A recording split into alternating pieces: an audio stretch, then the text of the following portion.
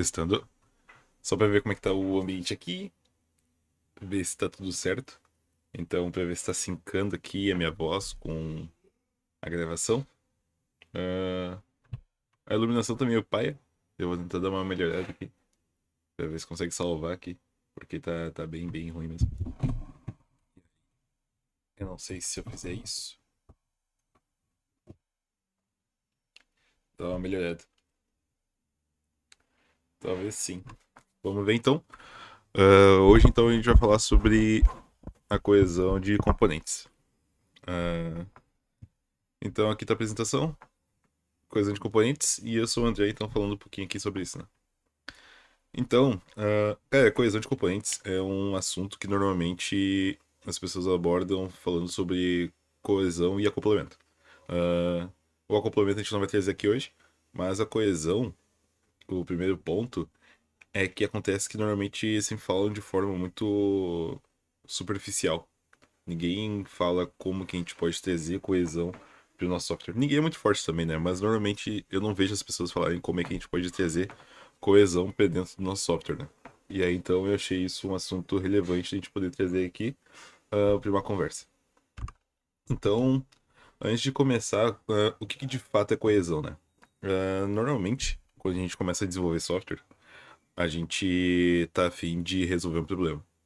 Então a gente começa a criar funções ou métodos, classes, objetos, ah, que junto trabalham para conseguir resolver esse problema que a gente tem.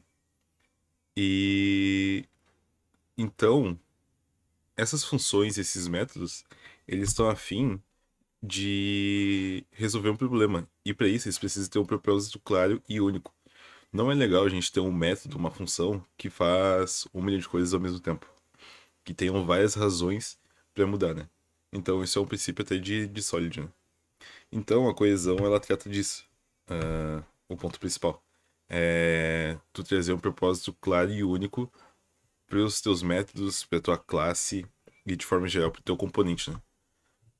Então, a gente tende a encapsular os dados, os comportamentos que fazem sentido eles estarem trabalhando junto, né? E aí, isso a gente está falando, então, sobre coesão. E, como eu mencionei antes, isso traz junto já a centralização de responsabilidade. Então, cabe nem está coçando. Então, a coesão ela trata então de a gente trazer a responsabilidade pro todo. Então, eles têm que ter um único motivo para mudar. Eles têm que ter uma. Eles, então, nossos métodos, nossas classes, né? Eles têm que ter uma razão muito clara para serem alterados e para eles estarem trabalhando juntos. Então, a gente tende a manter próximo coisas que tenham comportamentos parecidos ou que trabalhem em prol de um objetivo só, né? Ah, e aí, por último, também eu coloquei aqui que é construir de forma que facilite a evolução. Ou seja, a gente tem que conseguir fazer com que o nosso software ele seja capaz de dar o próximo passo. Quando a gente cria alguma coisa que a gente não sabe como é que a gente pode dar o próximo passo, eu acho que é o primeiro indício de que a gente está construindo alguma coisa errada. Quando a gente começa a construir sabendo que, mesmo que aquilo temporariamente seja algum tipo de gambiarra ou algo do tipo, mas a gente sabe que tem como a gente alterar depois, alterar no sentido de dar o próximo passo a fim de melhorar aquilo, a gente já tá mais próximo da coesão do que se a gente fizer uma coisa linda que a gente não sabe como é que a gente pode dar o próximo passo. Então, eu trouxe aqui dois exemplos, né? Que é um time de futebol e um time de vôlei. Em ambos os esportes, independente se a pessoa é goleiro ou se ela é o atacante ou, sei lá, o lateral, que eu não sei muitas posições de futebol, ou no vôlei, por exemplo, a pessoa é levantador ou líbero, apesar de cada um ter uma responsabilidade, de cada um estar fazendo uma coisa diferente dentro do campo e tu ter total consciência de qual é o teu papel dentro do time, todos eles têm um objetivo que é ganhar do outro time, né? Então o software funciona do mesmo jeito. Quando a gente está construindo, a gente tem que ter a visão de que aquilo que a gente está fazendo é para solucionar um problema. Então todos os nossos métodos, nosso componente, ah, métodos, classes, funções, objetos, enfim, tudo isso tem que ser voltado a solucionar um problema. A gente não pode ter a responsabilidade ou um outro objetivo dentro de um método específico. Por exemplo, a gente não pode ter duas responsabilidades em uma coisa que tem que solucionar um problema específico. Então, é a mesma coisa do time de futebol. Quando o time entra em campo pra jogar, por exemplo, sei lá, o Inter entra em campo pra jogar contra o Grêmio, ele não tá pensando em ganhar, por exemplo, do Corinthians. Ah, então, assim, naquele momento, a responsabilidade daquele time é unicamente ganhar do time do Grêmio, né? Então, uma coisa que acontece, que foi como eu mencionei no início, é que a gente fala de coesão, só que nunca. Normalmente, nunca não, mas normalmente eu não vejo as pessoas falarem como é que a gente pode chegar a aumentar ou melhorar a nossa coesão dentro do nosso software. E aí, então, o Uncle Bob, aqui no Arquitetura Limpa, aqui, ele, ele traz meios, princípios que a gente pode utilizar para a gente conseguir, então, melhorar a coesão do nosso software, né? E aí, então, são pontos que eu queria trazer aqui para as pessoas conhecerem, porque até eu li o livro eu não sabia que esses princípios existiam e não é uma coisa tão comentada, né? Então ele trouxe três princípios aqui, que é a equivalência do princípio da equivalência do reuso, princípio do fechamento comum e o reuso comum, né? Então, o que que é o princípio da equivalência do reuso e do release? Ah, as classes e os módulos, eles pertencem a um componente, né? Ah, então, eles devem pertencer a um grupo coeso, sem conter aleatoriedades na mistura de classes e módulos. Foi como eu mencionei antes. Então, quando a gente está construindo as coisas, a gente não pode misturar responsabilidades dos elementos, né? Porque isso a gente vai estar ferindo esse princípio. Então, depois eu coloquei aqui, as classes e módulos agrupados em um componente devem ser passíveis de release em conjunto. Ou seja, a gente está falando aqui de release, né? Mas, por exemplo, dentro de um PR. É interessante que quando a gente cria um PR, tudo que a gente mencionou naquele PR, eles estejam mudando por uma única razão. O que eu quero dizer é que quando a gente cria um PR, por exemplo, a gente não pode estar tentando resolver dois problemas ao mesmo tempo. Não é interessante isso. Porque isso a gente está deixando. A gente está abrindo uma brecha pra gente não saber o que que a gente fez naquele PR. Tanto pra quem esteja lendo, quanto pra pessoa que for voltar caso dê um problema fazer o rollback. Porque tu pode estar ferindo dois recursos já existentes no software, ou tu pode estar criando dois problemas maiores, sendo que tu poderia criar um problema só, ou criar um recurso só. ah, na situação de precisar voltar aquela parte do software, né? Então o Oconbob ele fala que a granularidade do reuso é a granularidade do release. Então, o que ele quer dizer é que quanto mais granular, quanto menor for aquela mudança e quanto mais reutilizável for aquele recurso, a gente está trazendo uma granularidade por release também. Ou seja, a gente está fazendo um release ou um PR muito mais simples a gente conseguir entender o que está acontecendo. ah, e também, automaticamente, a gente está fazendo com que isso tenha um impacto maior, um impacto menor, de forma negativa caso quebre alguma coisa. Então, e além disso também, a gente tem um outro ponto que para o usuário final, ele vai ter muito mais clareza sobre aquilo que a gente está falando. Por exemplo, lá dentro do RP, a gente atualiza o, o usuário falando quais foram as alterações feitas, né? Se a gente tiver, por exemplo, um release generalista, a gente vai estar falando que aquilo ali é um monte de coisa que a gente também não sabe exatamente o que é. Então o usuário também não vai saber exatamente o que é.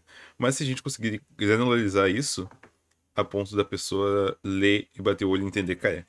Então, essa feature que foi adicionada no release tá aqui para solucionar esse problema. Vai ficar muito mais fácil. E aí depois a gente tem o segundo princípio, né? Que é o do fechamento comum. A primeira coisa que eu coloco aqui é o princípio do fechamento comum. Ele é muito parecido com o princípio da responsabilidade única, né? Ou seja, o que eu quero dizer com isso? A gente tem que construir recursos, componentes, por exemplo, uma biblioteca, e as partes dela, elas mudem por um único propósito.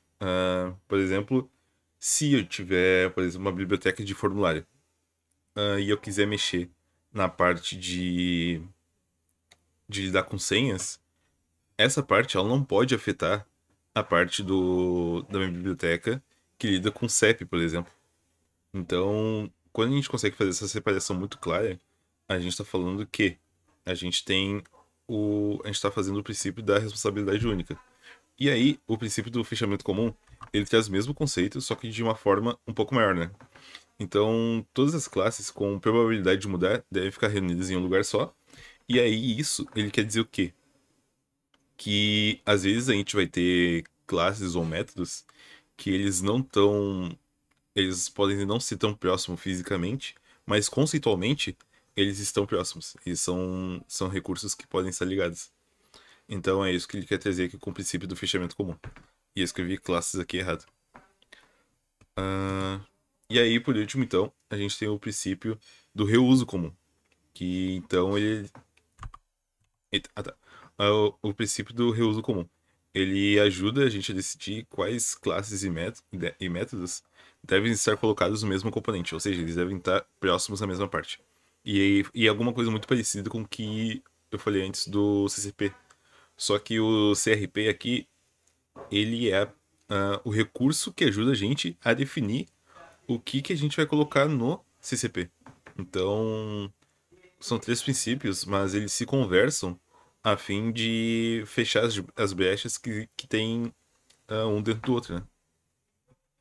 Então aqui ele está trazendo também um ponto que eu mencionei lá no primeiro recurso, né?